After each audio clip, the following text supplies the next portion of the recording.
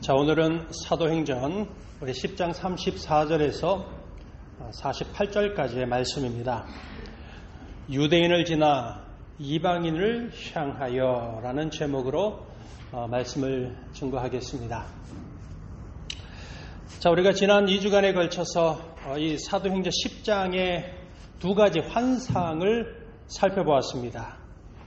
이방인 백부장 고넬료 천사가 임해서 베드로를 불러오라는 그 환상, 그리고 이어서 사도 베드로에게 하늘로부터 큰 보자기 같은 그릇이 내려오고 그 안에 온갖 부정한 동물들이 담겨져 있습니다. 그런데 주님께서 그것을 먹어라 라고 하는 이 세 번의 동일한 환상, 이 베드로가 본 환상입니다. 자, 십자가의 복음을 베드로가 믿었지만 경건한 유대인으로서 이 구약의 율법의 정결법을 여전히 삶 속에서 지켜나가던 이 베드로의 생각을 하나님이 바꾸신 사건이었습니다. 자, 그 사건이 우리에게 증거하는 사도행전의 신앙이 무엇이었습니까?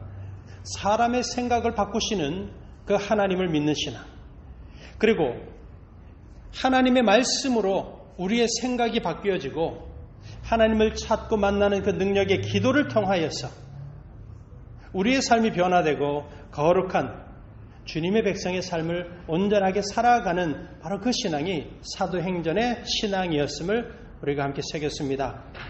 자, 우리 이 시간에 다시 한번 우리 2부 예배 나오신 여러분들을 축복합니다. 날마다 우리의 생각을 바꾸시고 우리의 삶을 날마다 거룩한 길로 인도하시고 변화시켜 주시는 그 하나님의 인도하심과 이끄심을 받으면서 살아가는 귀한 믿음의 성도 되시기를 주님의 이름으로 간절히 축복합니다.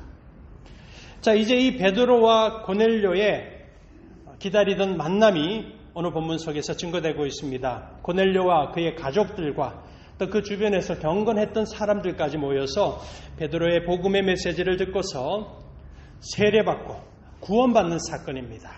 자, 오늘 이 사건을 통해서도 우리들을 향하신 사도행전의 신앙이 무엇인지, 그리고 그 신앙으로 사는 게 과연 오늘 이 시대에 우리의 어떤 삶으로 인도하는지를 우리가 다시 한 번 더 말씀을 통해 도전받고자 합니다. 자, 먼저 본문의 말씀을 첫 두 구절을 한번 보도록 하겠습니다. 34절과 35절입니다. 자, 우리 한 목소리로 한번 읽어보겠습니다. 베드로가 입을 열어 말하되 내가 참으로 하나님은 사람의 외모를 보지 아니하시고 각 나라 중 하나님을 경외하며 의를 행하는 사람은 다 받으시는 줄 깨달았도다. 지금 이 말씀은 베드로가 이미 고넬료 집에 들어왔고 이제 그 고넬료에게 복음을 설명하는 첫 말이었습니다. 우리가 본문의 말씀을 24절부터 33절 오늘 이 앞에 나오는 구절들을 우리가 읽지 않았습니다. 그 읽지 않은 이유는 여러분들이 한번 보시면 아시겠지만 그 내용들이 이미 1절부터 23절까지 나오는 이 두 가지 환상의 과정을 다시 한번 더 설명하는 내용이기 때문에 우리가 그 내용을 읽지는 않았습니다. 중요한 건 지금 고넬료 집에 들어왔고 경건한 사람들이 모여 있는 가운데 베드로가 복음의 첫 메시지를 지금 전하고 있는 바로 그 상황입니다. 그런데 베드로의 첫 말이 무엇인가? 하나님께서는 사람의 외모를 보시는 분이 아니다라는 이 말씀을 합니다. 즉, 이 말씀의 의미는 민족이나 그 사람이 어디에서 태어났는지 삶의 배경을 보지 않는다라는 겁니다. 어떤 문화권에서 살았고 그의 인생에 어떤 배경을 가지고 있는지 이제 복음의 능력 안에서는 그것은 아무런 구별함이 없다라는 점을 지금 베드로가 선포하면서 복음을 전하고 있는 것입니다.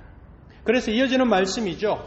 이 36절에서부터 42절, 43절까지 나오는 이 모든 내용이 베드로가 전하는 복음의 메시지입니다. 자, 어떤 내용입니까? 36절에서 38절까지를 보았더니 광야에 외치는 소리였던 마지막 선지자 세례 요한이 오실 주님을 선포했고 그 약속대로 하나님의 어린 양 되신 나사렛 예수께서 오셨고 천국의 복음을 전하셨습니다. 병자를 고쳐주셨습니다. 귀신을 쫓으셨습니다. 능력을 행하심으로 말미암아서 구약에서 분명히 예언했던 바로 그 약속의 메시아가 예수이심을 선포하고 있습니다. 그런데 그 예수님이 고난을 받으셨고 나무에 달려서 죽으셨습니다. 그러나 사흘 만에 분명히 부활하셨고 복음을 지금 전하고 있는 베드로와 또 다른 11 제자들에게 부활의 주님이 친히 나타나셨고 그들을 예수 그리스도의 증인이 되게 하셨음을 그들이 이 베드로가 지금 선포하고 있습니다. 그러면서 오직 예수 그리스도만이 유대인이든 이방인이든 모든 사람들에게 구원의 이름이요 그 이름을 믿는 자만이 죄 사함을 받게 될 것이다 라는 복음의 메시지를 마지막에 전합니다. 자, 우리 42절과 43절 말씀도 한 목소리로 읽어보겠습니다. 우리에게 명하사 백성에게 전도하되 하나님이 살아있는 자와 죽은 자의 재판장으로 정하신 자가 곧 이 사람인 것을 증언하게 하셨고 그에 대하여 모든 선지자도 증언하되 그를 믿는 사람들이 다 그의 이름을 힘입어 죄 사함을 받는다 하였느니라. 자, 여러분 이 베드로의 복음의 설교가 34절로부터 시작해서 지금 43절까지 꽤 많은 내용의 복음의 메시지가 설명이 되죠. 그러나 사실은 이 모든 내용의 핵심은 단 하나입니다. 복음은 예수 그리스도이시다. 이걸 지금 베드로가 전하고 있습니다. 예수의 이름만이 모든 죄인의 죄를 사하시는 능력의 이름이고 예수만이 구원의 주님이시다. 바로 예수를 지금 이 긴 내용 속에 담아서 전하고 있는 것입니다. 자, 그 복음의 메시지를 들은 고넬료와 그의 가족과 수많은 경건한 사람들이 그 집에 모여 있었다라고 했죠. 여러분, 이 베드로의 주저함이 없고 망설임이 없는 이 복음의 핵심, 오직 예수만이 구원이요 복음의 능력이다라는 말을 들었을 때 그 자리에 모여있던 고넬료를 비롯하여서 그들이 다 여호와 하나님 앞에 경건한 사람들이었습니다. 즉 유대인들, 구약의 여호와 하나님에 대하여서 경건한 삶을 살았지만 오늘 베드로의 이 말씀은 아주 중요합니다. 왜? 구약에 나오는 유대인의 그 여호와 하나님에 대한 경외함으로 살아가는 것만으로는 구원받는 것이 아니라는 겁니다.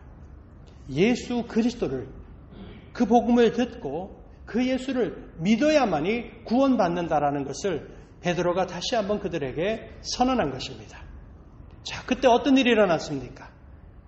복음이 온전히 선포되어지고 그 복음을 들었을 때에 놀랍게도 44절 이하를 보시면 바로 모든 사람들에게 성령 하나님이 임하시게 됩니다. 이방인에게도 성령이 임했습니다. 거듭나게 하시는 성령의 역사가 임했습니다. 그로 말미암아서 베드로가 선포하죠. 보아라, 이방인들에게도 이렇게 성령 하나님이 임했건을 우리가 이들에게 물 세례를 베푸는 것 당연한 것 아니겠느냐, 누가 맡겠느냐라고 하면서 고넬료와 그의 가족과 함께 복음을 들은 모든 사람들을 세례를 베풀고 구원의 은혜가 고넬료의 가정 안에 넘치게 되었습니다. 지금 우리가 이 사도행전 10장에 나오는 이 이방인 고넬료의 회심의 사건, 우리가 이 본문의 말씀을 보면서 이제 좀 매우 중요한 부분들을 함께 살펴보고자 합니다.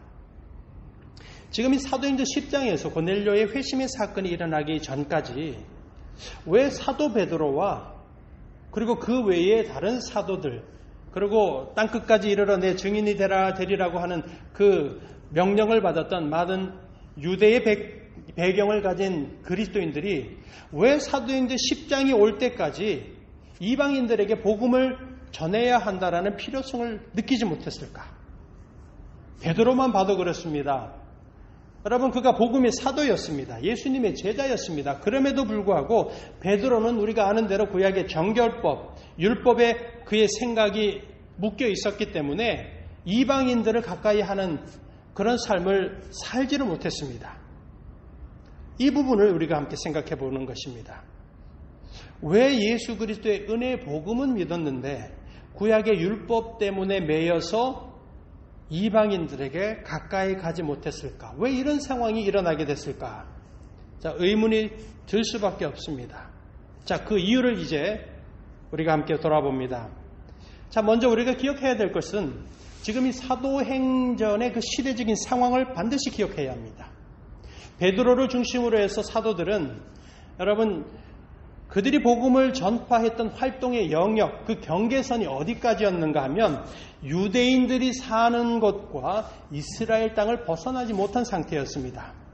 그나마 가장 먼 곳이라고 말할 수 있는 이방인의 땅이라고 여겨질 만한 것이 바로 우리가 살펴보았던 전도자 빌립이 복음을 전했던 사마리아 성이 바로 이 사도들에게, 베드로에게는 아마 복음이 전해져야 될 땅 끝이라고 생각을 했을 겁니다. 왜?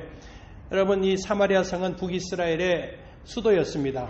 하나님을 떠나버렸던, 타락했던 불신앙의 성이었죠. 그래서 사마리아 사람들이 이방인으로 여겼습니다. 아마 그들에게는, 베드로에게는 이 사마리아 성과 같은 그곳이 복음이 전해져야 될 땅 끝이라고 생각을 했던 것입니다. 자, 그러다 보니 베드로 사도들이 복음을 전파하는 그 마지막 경계선이 어디까지겠습니까? 사도행전 10장까지를 따져보면 이스라엘 땅을 벗어나지를 못했습니다. 그리고 유대인으로서 여호와 하나님을 믿지 않는 이방인에게 가까이 나아가는 것은 생각지도 못했던 것입니다. 오늘 본문의 말씀, 우리가 34절부터 보았습니다마는 사도행전 10장 28절을 보시면 그 상황을 잘 설명을 하고 있습니다. 여러분 28절을 한번 보시기 바랍니다. 10장 28절 우리 한 목소리로 한번 읽어보겠습니다. 이르되 유대인으로서 이방인과 교제하며 가까이 하는 것이 위법인 줄은 너희도 알거니와 하나님께서 내게 지시하사 아무도 속되다 하거나 깨끗하지 않다 하지 말라 하시기로. 지금 그가 보았던 환상에 대한 내용을 말하고 있습니다. 그러나 사실은 이 28절 속에서는 유대인으로서 베드로가 삶 속에서 늘 지키고 실천했던 생활의 원칙이 하나가 설명됩니다. 유대인이 이방인과 접촉하고 교제하는 것은 위법이라는 것이었던 겁니다. 위법, 즉 하나님의 법을 어기는 것이다라고 아주 철석같이 믿고 있었다라는 것을 그가 말하고 있는 것입니다. 그런데 주님께서 보여주신 그 환상을 보고 나서야, 그리고 나서야 이방인과 함께하는 것도 문제가 아니요, 이방인들에게 복음을 전하는 것도 당연히 할 일이고 그들에게도 복음이 필요하다는 사실을 깨달았다라는 것입니다. 여러분, 구약의 계명을 보면, 구약의 사건을 보시면 분명히 이방인과 접촉하지 말라, 너희들의 자녀들을 이방인의 자녀들과 결혼도 시켜서는 안 된다라고 하는 구약의 사건과 가르침들이 분명히 있습니다. 아마 그 구약의 말씀들이 베드로, 다른 사도들, 그리고 유대의 백그라운드를 갖고 있는 많은 믿는 사람들의 생각과 사고방식에도 아주 강력하게 자리 잡고 있었던 겁니다. 그 생각이 어디까지 영향을 주었는가 하면 이방인을 만났어도 안 되고 복음을 전할 수도 없고 분명히 구원을 받아야 할 영혼인데 만나지도 않고 찾아가지도 않고 복음을 전해야 될 필요까지도 깨닫지 못했던 겁니다. 바로 그 부분을 우리가 생각해 보면 이 사도행전 10장의 이방인 고넬료와 베드로의 만남, 그들의 환상을 통해서 이렇게 세례받고 성령이 임해서 구원받은 사건이 바로 이방인 선교의 문이 활짝 열리는 정말 중요한 터닝 포인트가 되는 사건이라는 것을 우리가 분명히 기억해야 합니다. 이렇게 유대인이나 이방인이나 누구나 구별 없이 하나님의 구원의 복음은 능력의 복음이다라는 사실, 여러분, 이게 바로 오늘 본문을 통해서 분명하게 다시 한번 확증되는 사건이 나옵니다. 유대인에게는 자랑이고 선민 백성으로서 하나님의 율법을 지키며 살아가는 것이 아니라 이제는 은혜로 살고 복음으로 산다라는 것을 다시 한번 확증해 주는 사건이 오늘 본문에 나타나죠. 그게 바로 44절 45절에 있는 대로 메시지, 복음을 다 들었을 때에 고넬료와 그 사람들에게 일어난 사건입니다. 어떤 사건입니까? 44절 45절입니다. 베드로가 이 말을 할 때에, 즉 예수 그리스도가 복음이다라는 말을 할 때죠. 성령이 말씀 듣는 모든 사람에게 내려오시니 베드로와 함께 온 할례 받은 신자들이 이방인들에게도 성령 부어주심으로 말미암아 놀라니. 즉 죄사함의 능력은 오직 예수 이름밖에 없다라는 베드로가 선포를 하자 그 말을 들을 때에 고넬료를 포함해서 그의 가족과 사람들이 어떤 일을 경험하게 됩니까? 바로 성령 하나님이 임하신 겁니다.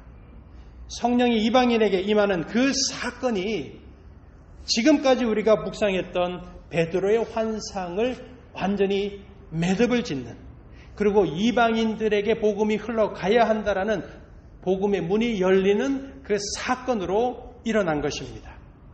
복음이 만천하에 모든 사람에게 구원의 능력인 것이 이 고넬료의 집에 성령이 임하심으로 확증이 된 것입니다.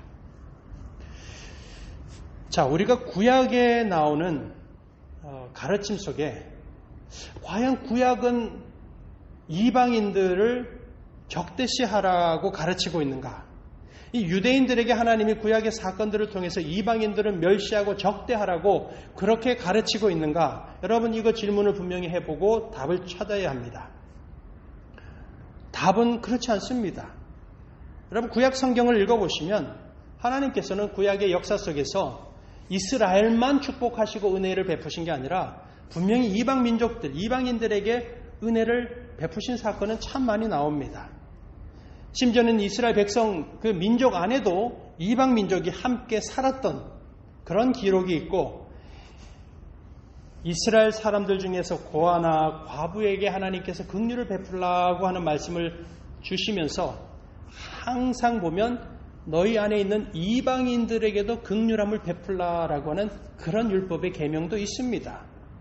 자, 예를 들면 이렇습니다. 우리 열왕기하에 나오는 이방의 아람 나라의 군대 장관이었던 나만 장군의 사건을 분명히 잘 알고 있습니다. 나병에 걸려서 치유받지 못할 때 이방인이었습니다. 그런데 하나님이 그에게 은혜를 베푸셔서 요단강에 가서 7번 몸 씻고 그 질병이 불치병이 고침을 받았습니다. 하나님이 이방인에게 은혜를 베푸신 거죠. 그리고 여러분, 소돔과 고모라가 악한 성이죠. 그 소돔 고모라만큼 악했던 그 성이 어떤 성인가 하면 바로 니느웨 성이었습니다. 그 악함으로 가득한 니느웨 성을 하나님이 멸하실 계획을 세웠습니다. 그런데 하나님이 그 성에 있는 이방인들을 살리고자 누굴 보내셨습니까? 요나 선지자를 보내어서 그들에게 회개의 메시지를 전하자 니느웨의 성에 있던 모든 사람들이 베옷을 입고 옷을 찢고 하나님 앞에 회개해서 그 성이 구원을 받았다라는 것을 우리가 알고 있습니다. 자, 다윗의 할머니죠. 그리고 예수님의 조상의 이름에 올라간 여인, 모압 여인 룻은 어떻습니까? 이방 여인이었으나 여러분, 이 메시아를 낳는 그 은혜의 여인으로 분명히 기록되고 있습니다.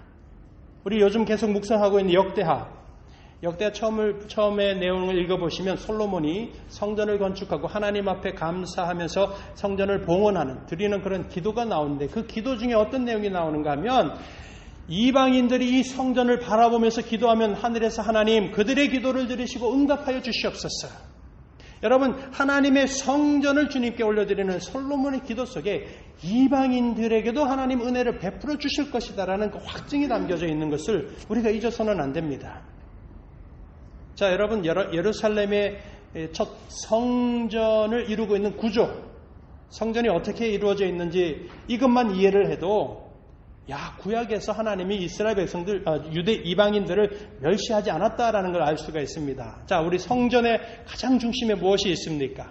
하나님의 언약궤가 있는 지성소가 있죠. Holy of Holies.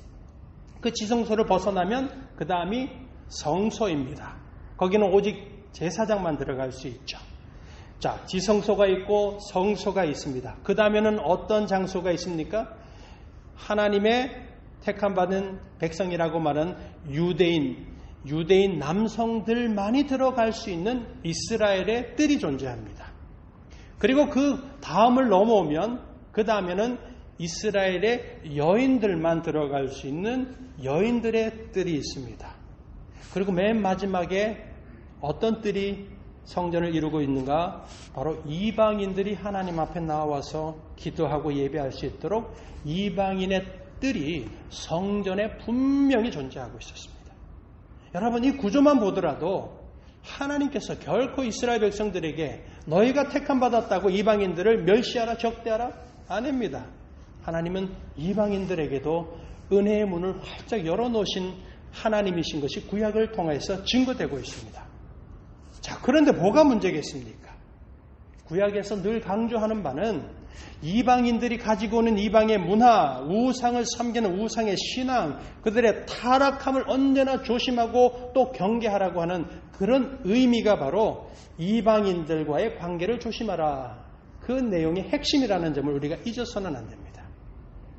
자, 그런데 이제 문제가 뭔가? 지금 이 사도행전의 시대입니다.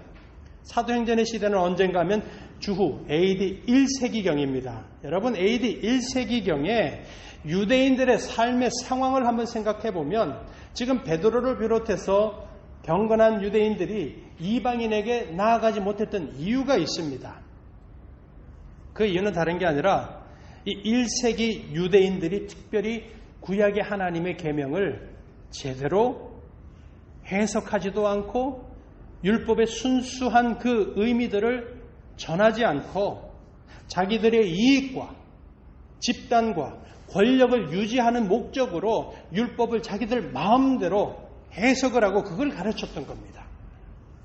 복음서에 나오는 대제사장, 사두개인, 바리새인들이 하나님의 율법, 그 하나님의 말씀을 제대로 가르치고 제대로 해석하지 않았기 때문에 율법의 정신을 완전히 다 놓치고 있었기 때문에 그 결과가 바로 1세기에 살아가던 유대인들에게 이방인들하고는 눈길도 마주치면 안 된다라고 하는 잘못된 신앙으로 자리 잡은 겁니다. 우리 예수님께서 마태복음 23장과 누가복음 11장을 보시면 같은 말씀인데 그 1세기 당시에 율법을 얼마나 잘못 가르쳐주고 그 잘못된 율법에 사로잡혀 그 사람들이 살아가고 있는지 하셨던 말씀이 있습니다. 이 말씀을 하셨습니다. 화 있을진저 외식하는 서기관들과 바리새인이여 너희가 박하와 회향과 모든 채소의 11조는 드리되 즉 율법에서 말하고 있는 모든 형식들은 다 지켰지만 주님이 말씀을 하시죠. 율법에 더 중한 바 하나님의 정의하심, 하나님의 공의, 긍휼, 믿음, 하나님에 대한 사랑은 너희들이 저버렸구나. 그러나 이것도 행하고 저것도 버리지 말아야 할지니라. 여러분, 그 1세기 시대에 완전히 잘못된 유대인들에 대한 우리 주님의 말씀이 그걸 설명하는 겁니다. 자, 그러니 여러분, 이 사도행전 이 시대에 베드로조차도 하나님의 택함 받은 아브라함의 자손이 아닌 이방인들하고는 결코 함께 할 수가 없었던 것입니다. 왜? 왜냐하면 잘못된 말씀을 잘못 이해하고 있었기 때문인 거죠. 그러니 여러분, 이방인들에게 다가간다? 상상할 수 없는 일이고 유대인들에게는 그 당시에 포기할 수 없는 아주 심각한 문제였습니다. 여러분, 우리가 자기가 살아오던 문화를 벗어나서 다른 문화권에 산다라는 것만 한번 생각해봐도 알 수가 있어요.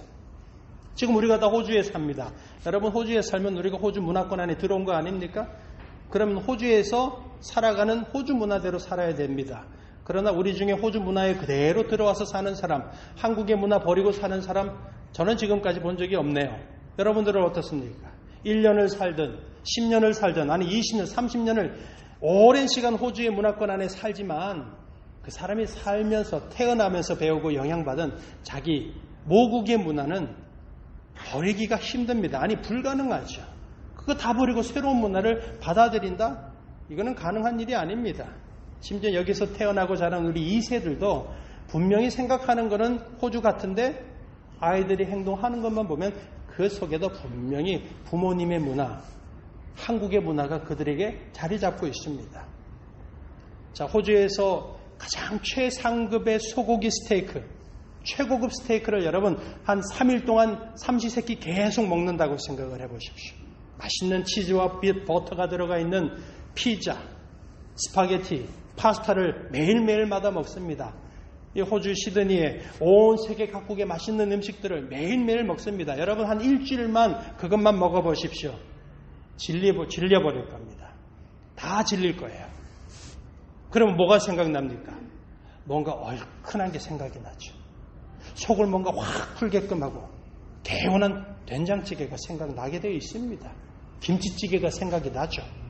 오늘같이 더운 날은 호주 분들은 어떨지 모르겠습니다. 더운 날 바베큐, 소세지 바베큐를 할지 모르겠지만 우리는 어떻습니까? 시원한 물냉면 먹으면서 더위를 이기고 싶은 생각이 들죠.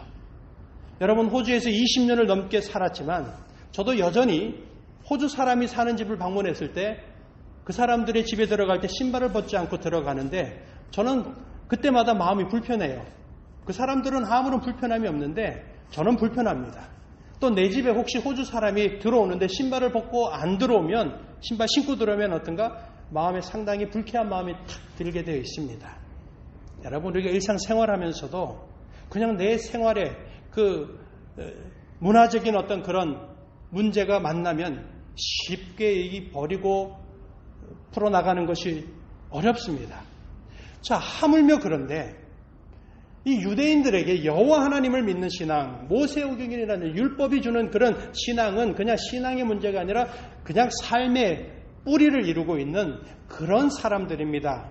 그들의 생각 속에서 이방인들을 가까이 하면 안 된다라는 이 생각을 버린다라는 것은 정말 사람의 힘으로는 안 돼요. 이거는 하나님의 기적이 아니고서는 일어날 수가 없는 것입니다.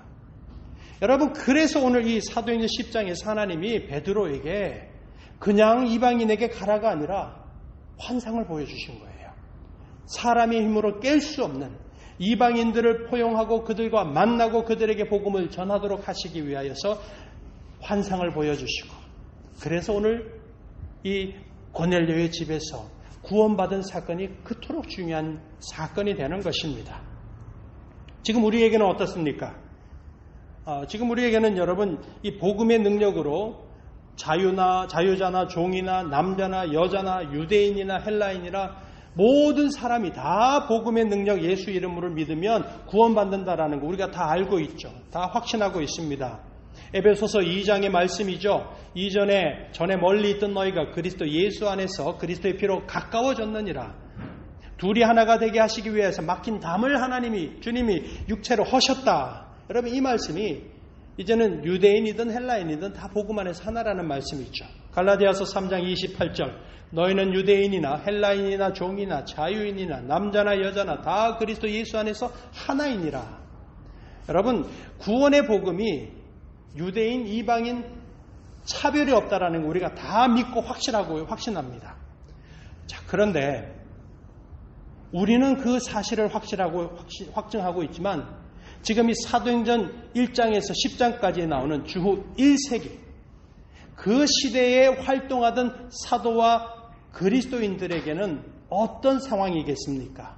아까 말씀드린 에베소서 2장 존재하지도 않았습니다. 갈라디아서 2장 없었습니다. 아직 바울이 제대로 활동도 하지 않았습니다. 바울 서신이 존재하지도 않았습니다. 무슨 말입니까? 지금 1세기 이 시대에는 모든 민족에게 복음이 차별이 없다라고 하는 이 말씀이 신학적으로 혹은 신앙적으로 체계적으로 정리가 되어 있지 않은 상태였다라는 것을 우리가 기억해야 합니다. 물론 예수님의 복음 안에서는 모든 자를 살리는 능력이 있었습니다만은 아직 정리가 되어 있지 않았습니다. 그러니 여러분 사도행전 10장에서 주님께서 고넬료의 환상으로 베드로의 환상으로 보자기의 환상을 보여주시고 이 사건이 그래서 중요한 것입니다. 자, 이제 베드로와 고넬료의 만남과 그의 가족이 구원받은 이 사건이 그래서 오늘 우리에게 전하는 사도행전의 신앙이 무엇인가 우리가 이제 발견하게 됩니다. 기억하십시오. 사도행전의 신앙은 십자가의 복음으로 구원받은 자들이 하나가 되는 신앙입니다. 복음은 모든 믿는 자들을 하나 되게 하는 신앙입니다. 믿으시기 바랍니다.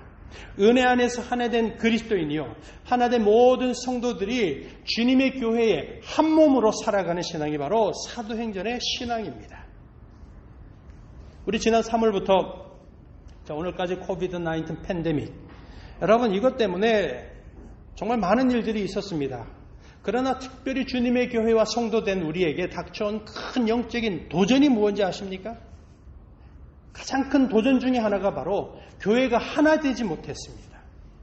교회의 몸을 이루고 있는 각각의 교인들이 한 몸으로 연합하지 못한 채 흩어져 있고 갈라져 버렸다라는 것을 우리가 기억해야 합니다.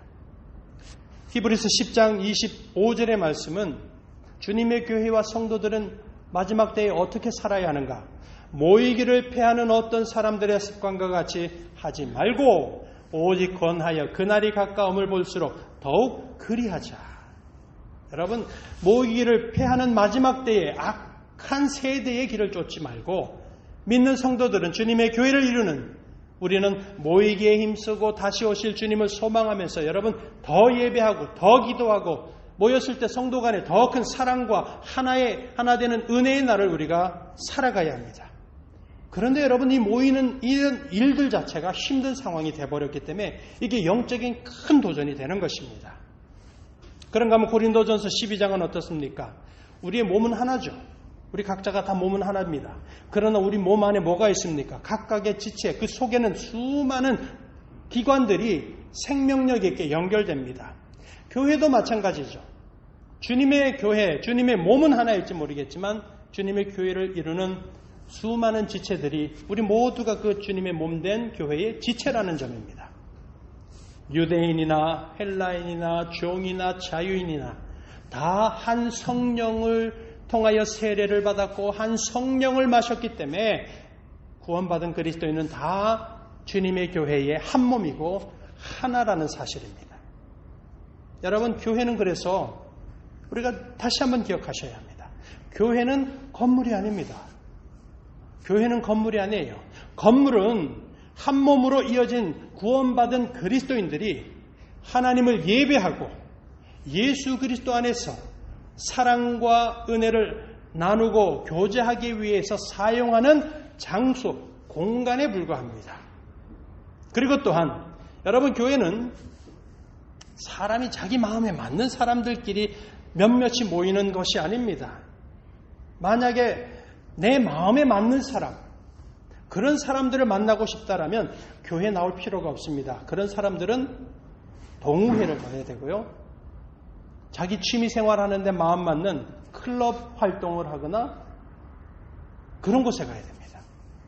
교회는 자기가 하고 싶은 말을 하고 자기가 하고 싶은 일을 위해서 모인 회사나 이익단체가 아닙니다. 주님의 교회는 복음의 능력으로 거듭난 사람들이 모여서 자기의 주장, 자기의 의지는 내려놓고 함께 모여서 예수를 위해서 내가 무엇을 할까? 주님의 나라를 위해서 지금 무엇을 해야 할까라는 이런 거룩한 일을 고민하고 서로 도전하고 격려하는 사람들의 모임입니다. 그래서 한 몸 된 주님의 백성들은 함께 슬퍼하고 또 함께 즐거워하는 살아있는 공동체인 것입니다. 이렇게 하나의 몸으로 머리 대신 예수 그리스도와 연결된 주님의 교회야말로 그것에 성령 하나님이 임하시고 권능을 받아서 예루살렘 온 유대 사마리아와 땅끝까지 내가 아니라 주님의 교회가 증인의 삶을 이루고 하나님의 나라의 부흥을 이루어가는 것입니다.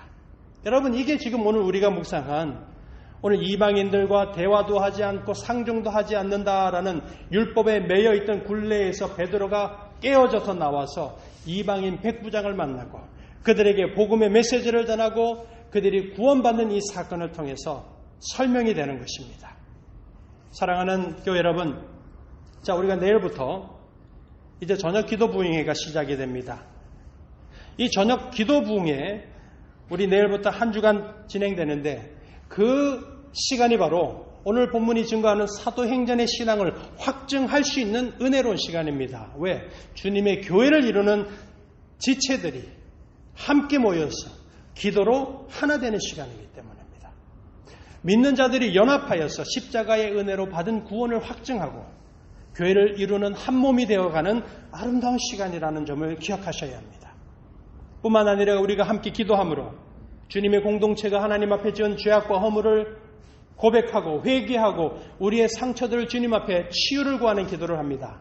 그러면 하나님이 우리의 공동체의 아픔을 고쳐주시고 교회를 이루는 우리 모든 성도들의 삶 속에 하나님의 은혜와 영광을 부어주시는 그런 은혜의 시간이라는 점을 잊지 마셔야 합니다. 우리 여러분들이 그 은혜의 시간, 내가 주님의 교회라는 사실을 기억하셔서 은혜로운 기도의 자리, 말씀을 통하여서 서로를 격려하면서 하나 되는 그 귀한 자리에 우리 여러분 모두 다 열심을 내어서 참여하셔야 될 줄 믿습니다. 자, 이 시간 사랑하는 여러분들에게 다시 한 번 더 도전합니다. 여러분, 교회를 다니는 것만으로 내 이름이 교회 교적부에 올라가고 내 이름이 교회 수첩에 등록되었다라는 이유만으로 그 사람이 진정으로 주님의 핏값으로 산 거룩한 교회의 지체가 되는 것이 결코 아닙니다. 그렇기 때문에 예수님의 사랑을 받은 자로서 또 주님을 더욱더 사랑하는 자로서 주님의 교회를 부흥케 하는 일을 위하여서 헌신하고 섬김의 길을 걸어가시는 우리 모두가 되시기를 축복합니다. 건물로서 교회가 존재하는 것이 아니라고 말씀을 드렸죠. 건물로서 존재하는 이 예배당 안에 찾아와서 지난주도 예배 참석했고 1년 전에도 했었고 10년 전에도 어릴 때부터 일요일만 되면 방문해서 1시간 동안 그 예배당에 들어지는 예배에 참석하고 내 자리 지키고 있으면 그러면 자동적으로 내가 천국에 들어갈 입장권을 받은 것이다라고 생각한다면 여러분 그 사람도 진정으로 머리 되신 예수님과 연합한 성도가 아닌 것입니다. 그러므로 복음의 능력으로 유대인과 이방인이 하나 된 것처럼 구원의 백성이 된 구원의 백성으로서 우리 모두가 거룩한 주님의 교회를 이루고 있는 형제 자매를 사랑해야 합니다.